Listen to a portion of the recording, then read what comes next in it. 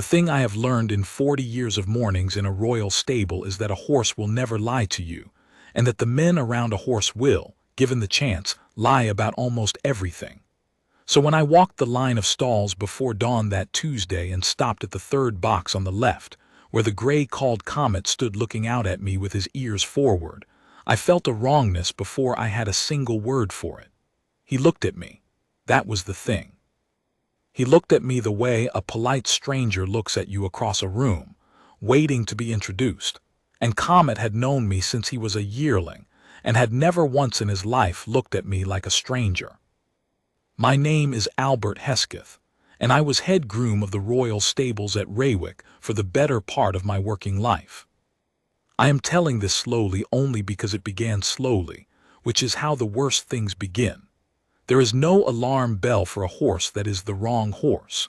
There is only a man standing in a stone passage at 4:30 in the morning with a lantern in his hand, feeling the hair rise on his arms and not knowing why. I want to say I knew at once. I did not. I knew something, the way you know a stair is missing in the dark before your foot finds the gap. I stood at Comet's box and I told myself I was tired, that I had buried my wife 8 months before and had not slept a whole night since, that an old man's eyes play tricks in lantern light. Comet, or the gray wearing Comet's name, dropped his head and lipped at the bolt of the door the way Comet always did, and I almost laughed at myself, and then he did it again, and the wrongness came back colder than before, because Comet worried the bolt with the left side of his mouth. Always the left. This horse used the right. A small thing, the smallest thing in the world, but I have spent my life learning the smallest things, and the small things are the only ones that cannot be faked by a man in a hurry. I did not say a word to anyone. I want that understood because of what came after, and because of the one man who said the right thing at the right moment when I could not. I simply finished my round, fed the line, and went up to my room over the tack store, and I sat on the edge of my bed in the gray light and I shook, not with fear, with the certainty that I was either losing my mind or that someone had walked into the most closely watched stable in the kingdom and taken a horse worth more than the house I grew up in and left a copy in its place, and that they had done it so well that I, who had run my hands over the real animal 10,000 times, had nearly missed it. I should tell you about Comet, so you understand the size of the thing. He was a gray stallion of the old Raywick line, the last good son of a mare the family had bred for 60 years, and he was not a racehorse and not a hunter, and not anything you could put a simple price on. He was the seed of a bloodline. Every foal the stud would throw for the next 20 years would come, one way or another, back to him. There were men in 3 countries who would have given a fortune for a single season of his blood, and the household had refused all of them, because some things are not for sale, or were not, in the house I served. To steal Comet outright would have been madness. The hue and cry would have been national. But to swap him quietly for a look-alike, to slip the real animal away to a hidden yard where his blood could be sold season after season under another name, while a double stood in his box eating royal hay, that was not madness. That was patient, clever, expensive wickedness, and it had very nearly worked. I did not sleep. At first light I went back down and I looked at the gray again in better light, and I hated how good he was. The dapple was right. The dark points were right. There was a small white sock on the off hind that was right, and a whorl of hair at the cheek that I knew on Comet like I knew my own thumbprint, and it was right too, close, so close, a hair high and a hair forward, but close. Whoever had chosen this animal had studied photographs no member of the public ever saw. They had inside knowledge. That was the second cold thing I understood standing in that box. This had not been done by a stranger. Somebody who knew the stable, knew the markings, knew the schedule had done this. Somebody I might pass in the yard and bid good morning. And then a third cold thing, worse than the first 2 together. If I raised the alarm and I was wrong, if I dragged the master of the horse and the household and the police down upon the stable, and the gray in the box was Comet after all, just an old man's fancy, I would be finished. pensioned off as a doddering fool, and the stable I loved would be handed to a younger man who had never run his hand down the real horse's leg. And if I raised the alarm and I was right, the people who had done this were clever enough and connected enough to have a story ready, and the easiest story in the world to tell about a grieving widower of 63 is that he is no longer fit to be trusted with anything. So I did the most dangerous thing a man in my position can do. I decided to be sure first, and to say nothing until I was. I told myself it was caution. I know now it was very nearly the mistake that lost the horse forever. I spent that day pretending.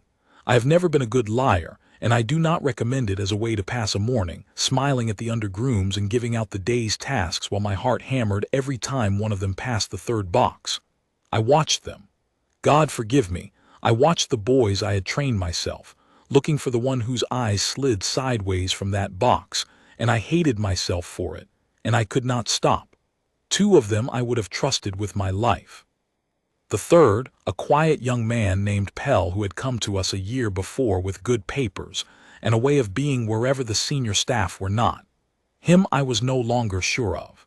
But suspicion is a poison, and I had drunk a good deal of it by noon, and I knew I needed something harder than the feeling in my chest. What I needed was to look at the horse's teeth, and his off fore where Comet had a hairline scar from a wire as a colt, and I needed to do it without an audience. And at Raywick there was no such thing as a stable without an audience by day. There was always a groom, a farrier's boy, a footman cutting through, a gardener, and at the gate of the stable court itself, where the old arch led onto the gravel, there was always, at all hours, the still scarlet figure of a guard. I had walked past that figure twice a day for years, and thought of him no more than I thought of the arch he stood under. That was about to change. Because the only person at Raywick who saw every soul that came and went through the one gate to the stable court, who stood his post in silence and missed nothing, and could not be bought because he wanted nothing, was the man in the red tunic I had never once spoken to. And I was about to need him more than I had ever needed anyone. His name was Tavin Mercer, though I learned that later. For now he was simply the guard at the stable arch, a tall man in scarlet and a tall black bearskin, white gloves, the rifle at his shoulder, his eyes level on the middle distance and never, that I had ever seen, on me. The stable arch is not a grand post. It is not the palace front where the tourists gather. It is a working gate at the side of a working yard, and the man who stands it because the stable court holds animals worth a king's ransom, and because a household that guards its front door and not its back door is a household that will one day be robbed. I had passed him as I passed the weather vane. I am ashamed of that now. But on the second day, watching him without seeming to, I began to understand what kind of man stood at that arch.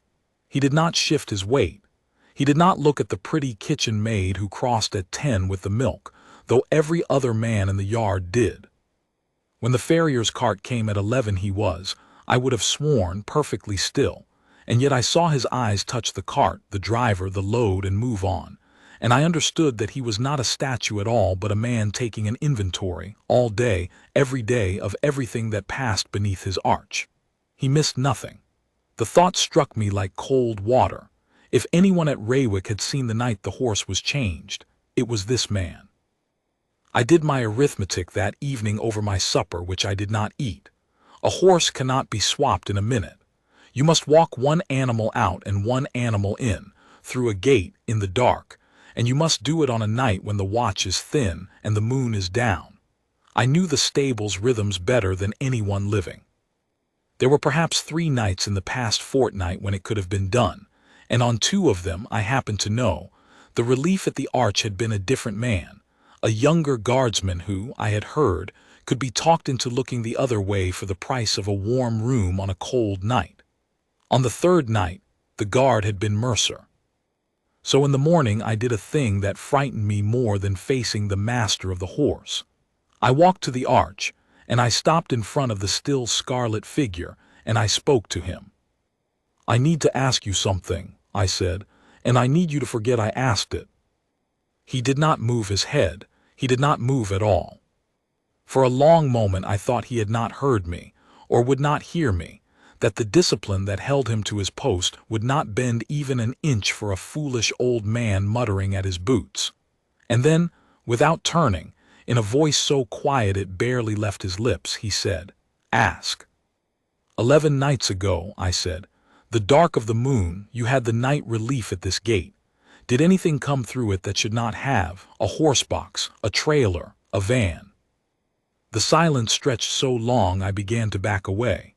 And then he said, still without looking at me, still perfectly upright with his eyes on the far wall, "A horse transport, 2:15 in the morning." It came in empty and went out heavy, and the paperwork was a vet's collection order, signed and stamped, for a sick gray to go to the equine hospital at Calder. The seal was the household seal. The driver had the night password. I logged it. A pause. I have wondered about it since. My mouth had gone dry. Why have you wondered? Because a sick horse does not load itself quietly, he said, and that one walked up the ramp like it was going home. His eyes flicked once, the smallest motion, to my face and away. And because no gray of this stable has been ill, I would have heard it in how you all walk. I stood there in the cold with my whole body singing. He had seen it. He had seen it happen and logged it as he was bound to do, because the paper was perfect, and the seal was real, and the password was the right one. And a guardsman does not detain a household vehicle on a valid order on the strength of a feeling. But he had felt the same wrongness I had felt at the box, and he had carried it 11 days in silence the way I had carried mine. "The order," I said. "Who signed it?" "The master of the horse," said the guard, "or his seal did." That was the moment the floor went out from under me. Because the master of the horse, Sir Crane Vauncey, was a man I had served under for 9 years, a hard, cold man whom I did not love but had never once thought a thief. And because if his seal was on a forged collection order, then either he had signed away the most precious animal in the kingdom in the dead of night without a word to his own head groom, or someone close enough to him to use his seal had done it in his name. Either way, the rot was at the top of the stable, not the bottom, and the quiet young groom Pell I had been suspecting was very likely no part of it at all, and I had been hunting a mouse while a wolf walked the upper corridors. I must have swayed because the guard said, low and fast, "Steady, don't go pale at my gate. Whoever did this has a window into this yard, and the worst thing you can do is let them see you've understood." It was the most words he had spoken, and there was iron under the quiet of them. "Go about your morning, smile at the boys, and come back to this gate at noon alone, with a reason any man could see. Bring me the gate logbook to sign. You've every right, and we will decide what to do." A breath. "I have seen something done to this house in the night, Mr. Hesketh. I logged it because that was my duty, but duty did not end when I wrote it down. It only began." He knew my name. I had never told it to him.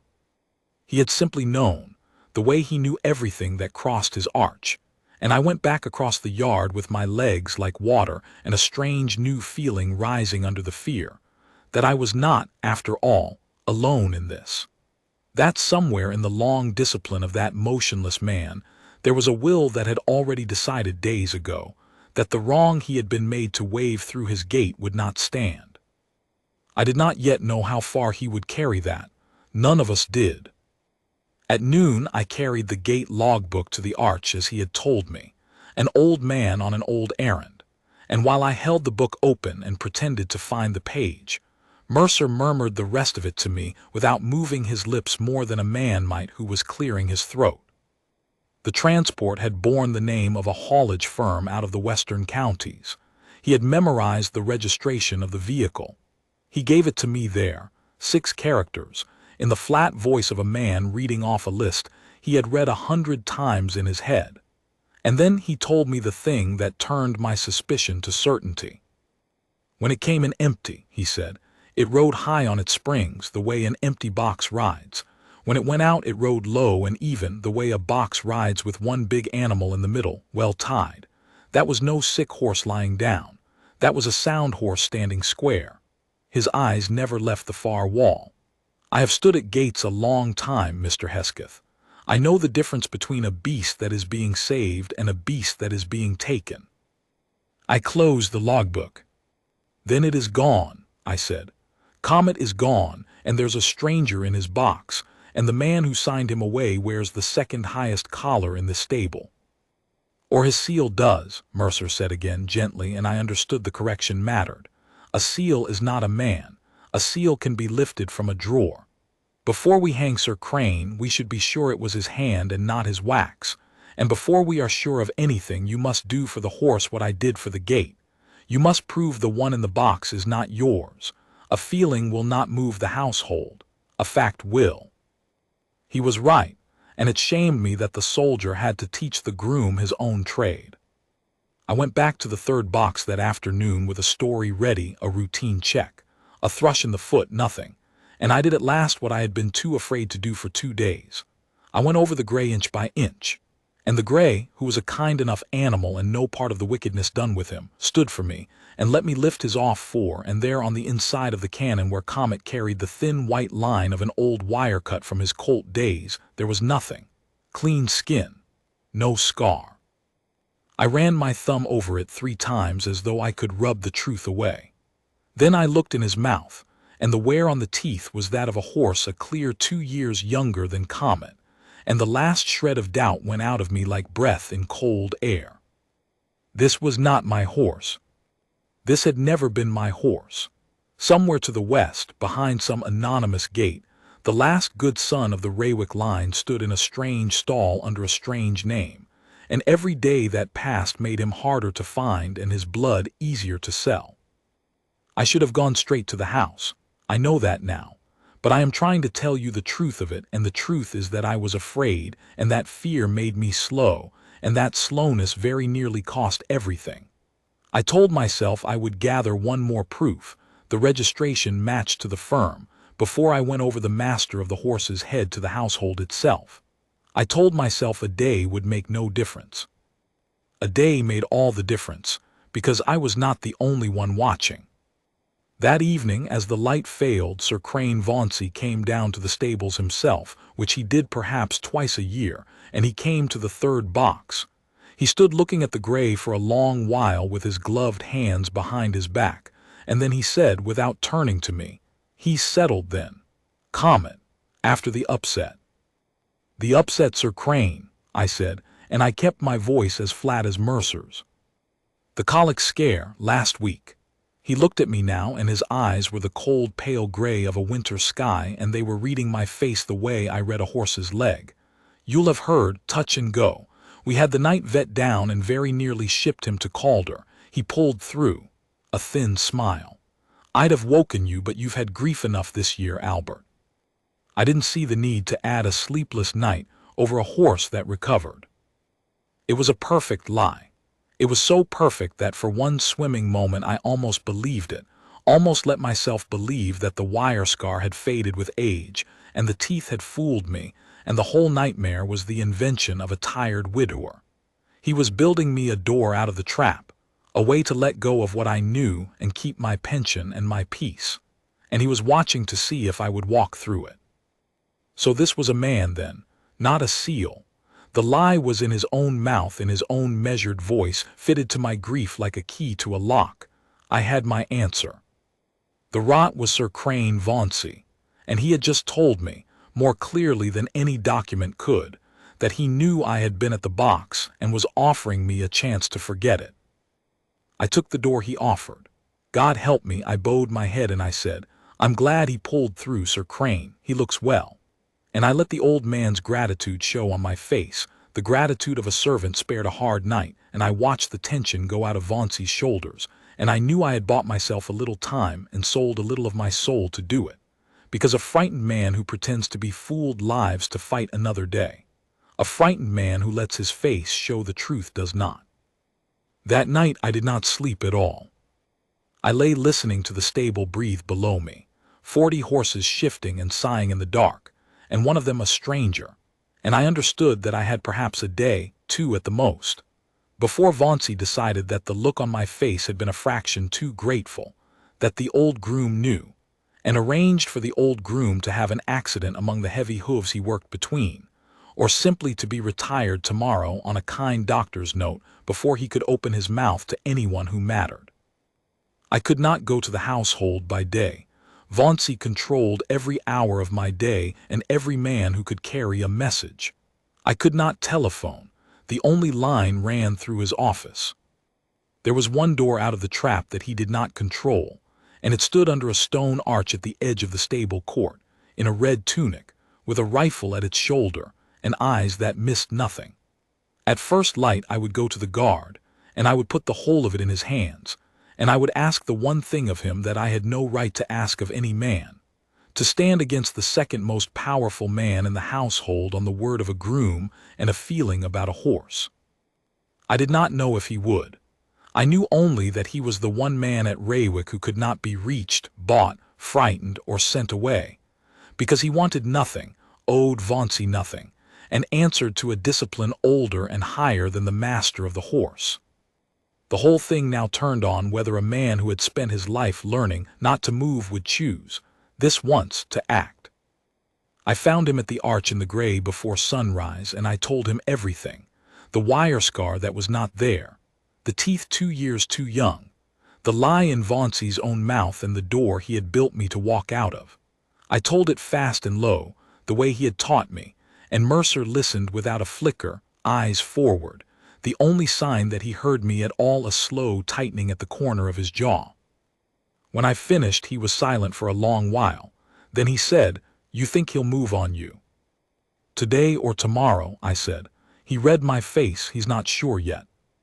"But he'll be sure soon, and then I'll be a doddering old man who fell asleep over a feed bin and got himself trampled, or a tired widower retired on a doctor's note before he could trouble anyone. And the horse will be gone west and his blood sold under another name, and there'll be no one left who ever ran a hand down the real animal's leg."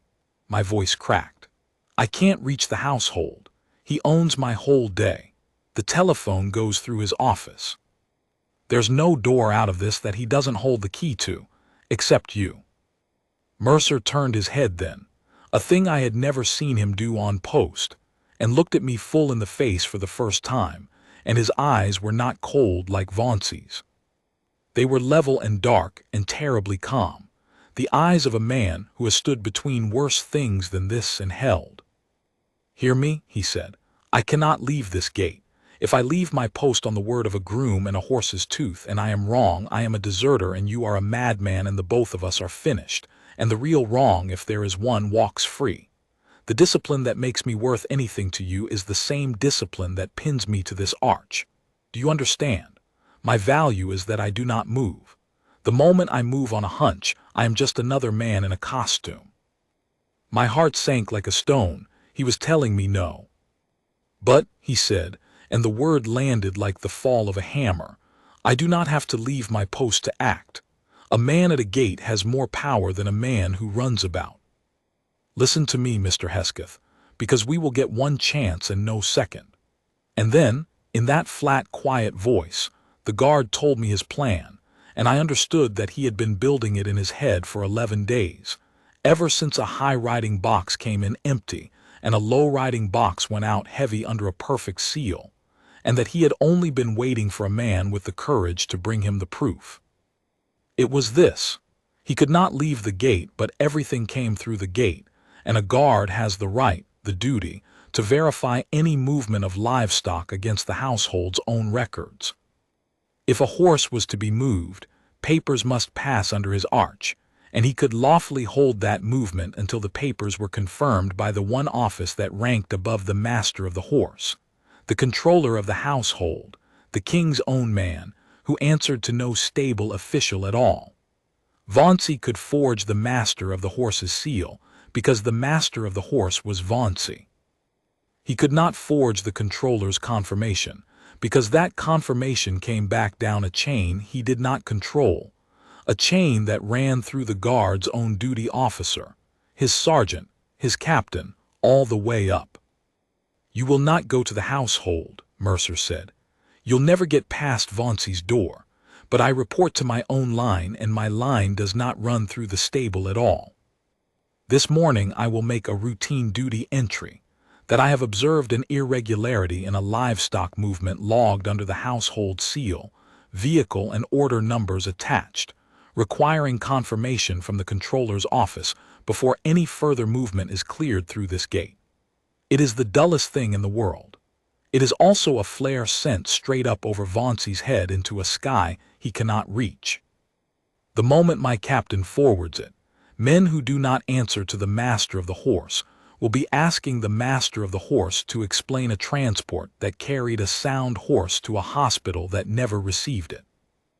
I stared at him. It was so simple and so far beyond me that I could have wept. I had been thinking of running, of shouting, of throwing myself on the household's mercy, the loud, doomed instincts of a frightened man. And the still man at the gate had found the one quiet channel that ran around the whole of Vauncey's power, not by breaking discipline, but by using it, the way a river finds the one crack in a wall and goes through it. "And if he moves on me before your flare lands?" I asked. For the first time something that was almost a smile touched the guard's mouth, though his eyes stayed grave.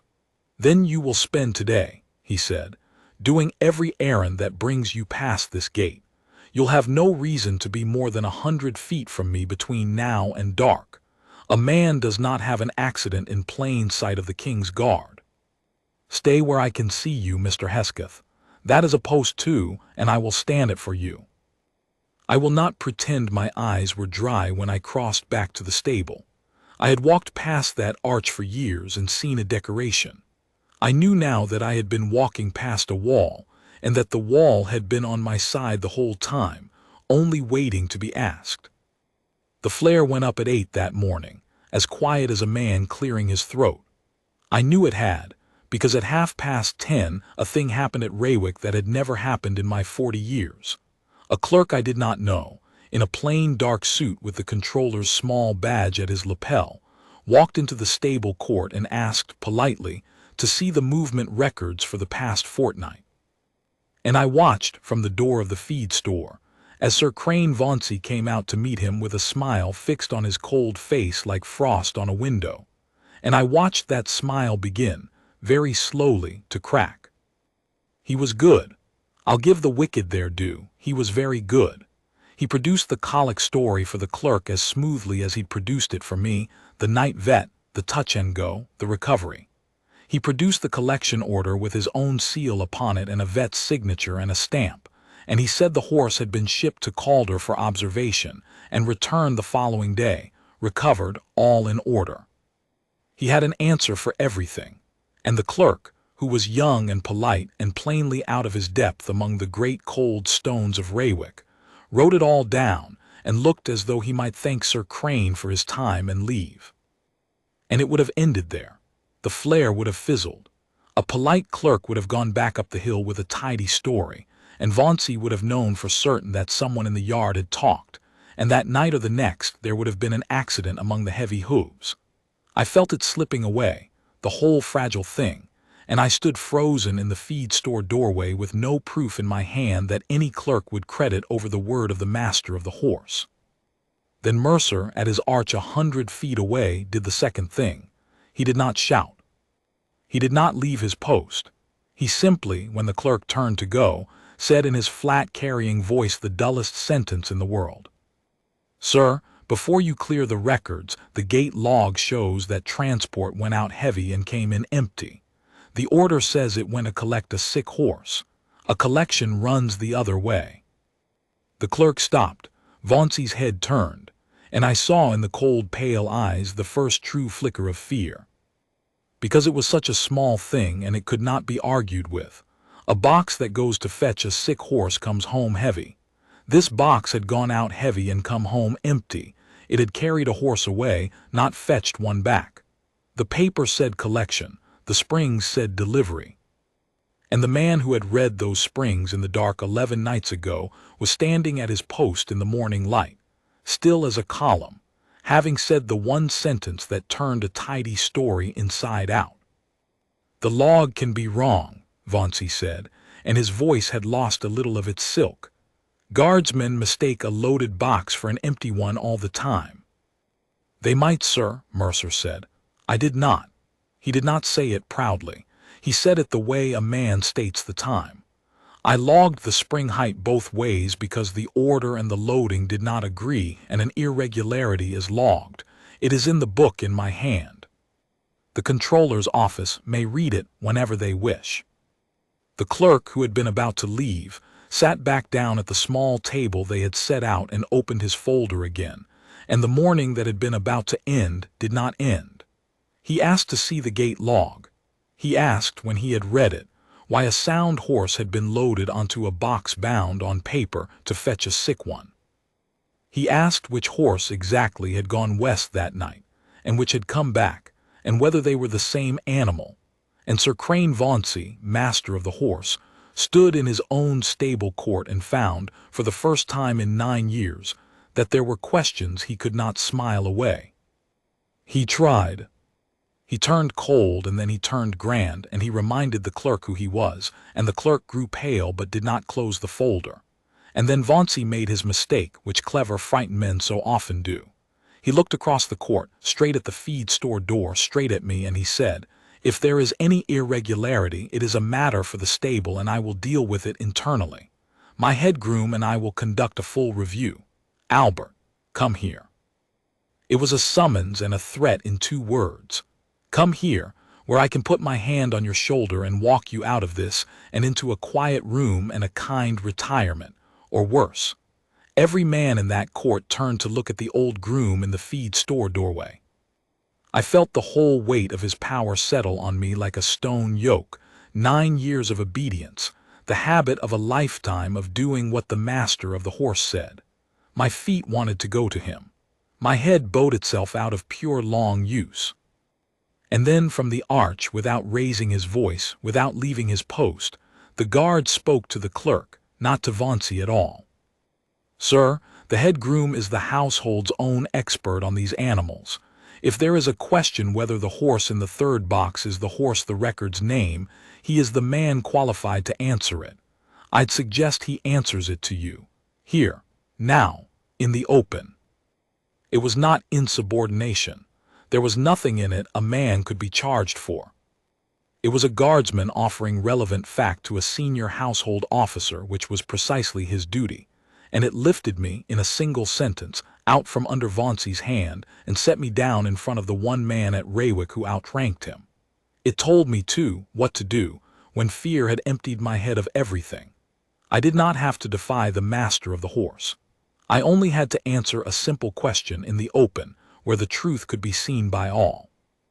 I crossed the court. I did not go to Vauncey. I went to the small table and the pale clerk, and I said, "Sir, I'll answer any question you have, but the fastest answer is in the box. Bring the gray out into the light, and I'll show you in 2 minutes whether he is the horse these papers say he is." And Sir Crane Vauncey said, too quickly, "That won't be necessary."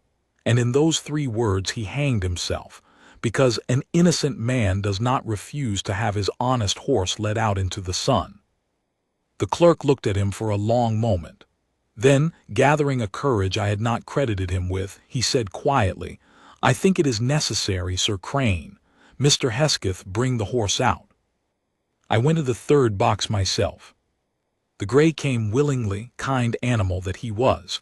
No part of the wrong men had done with him, and I led him out into the broad, cold morning light of the stable court where everyone could see. The clerk and the undergrooms and young Pell whom I had wrongly suspected, and a gathering of stable folk drawn by the strange stillness in the air. And at the edge of it all, under his arch, the guard. I led the gray to the center of the court, and I turned him so the light fell full on his off fore. "This stable has bred grays for 60 years, I said, and my voice did not shake now, because I was on the one ground in the world where no man could outrank me, the ground of the animals I had given my life to. Comet, the horse these papers name, took a wire cut as a colt on the inside of this leg. A thin white line here. I ran my hand down the clean skin. Every man who has groomed him knows it. There is no scar on this horse. There has never been a scar on this horse because this is not Comet." I lifted the lip. And these teeth belong to a horse 2 years younger than the one in your records. I will swear to it before anyone you please. This is a fine gray gelding and an honest creature, but he is a stranger to Raywick, and the horse he was brought in to replace went out of that gate 11 nights ago in a box that rode low with a sound animal, and it has not come back. There is no sound quite like the silence of people understanding a thing all at once. It moved through the court like a cold draft. The clerk wrote and wrote, and then he stood, and he was not pale any longer, and he said to Sir Crane Vauncey, in the level voice of a man who has just realized he is the senior person present, "I am going to ask you to come with me, sir, and to bring the gate log and the collection order. The controller will want the registration of that transport traced this morning." Vauncey did not come quietly, but he came. There is no fight left in a clever man once the thing he was clever about is standing in the sun for all to see. He had no answer for a horse. All his answers had been for paper, and the paper was dead the moment the wrong animal stood in the light. They traced the transport before noon.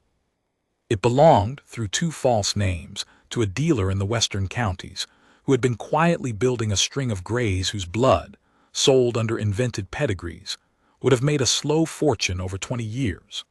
Comet was found 4 days later in a tidy yard behind a high wall, standing in a clean strange stall under the name of some nobody horse, sound and well fed and worth, to the men who had taken him, more alive and hidden than he could ever have been sold or killed. I drove out with the household party to bring him home. I will not be ashamed to say that when they led him down the ramp into the Raywick court, and he saw me and called out, the low rumbling greeting he had made to me since he was a yearling, I put my arms around the old gray's neck in front of everyone, and I wept like a boy. He worried the bolt of his own box with the left side of his mouth. The left. I had not known how much I had missed so small a thing. Sir Crane Vauncey never returned to the stable. The seal had been his hand after all, not merely his wax. He had thought a head groom worn down by grief would never see the difference between one fine gray and another, and that a guardsman was a fixture of the architecture who saw nothing and would say less. He had been wrong about both of us, and most wrong about the man at the gate. For Tavan Mercer asked nothing, then or after. When the household, having pieced the whole of it together, sent down word that the guardsman of the stable arch had shown exceptional judgment and was to be commended, he stood his next watch exactly as he had stood every watch before it, eyes level, rifle at his shoulder, perfectly still under his stone arch, taking his quiet inventory of everything that passed. I went to him that evening with the only thanks I had, which were poor words from a tired old man, and I tried to tell him what he had done. He let me finish. Then he said, without turning his head, "I logged what I saw, Mr. Hesketh. That's the whole of it." A pause. "A man stands a gate so that the things which should not pass don't. Most days nothing comes. You wait years for the one night it matters."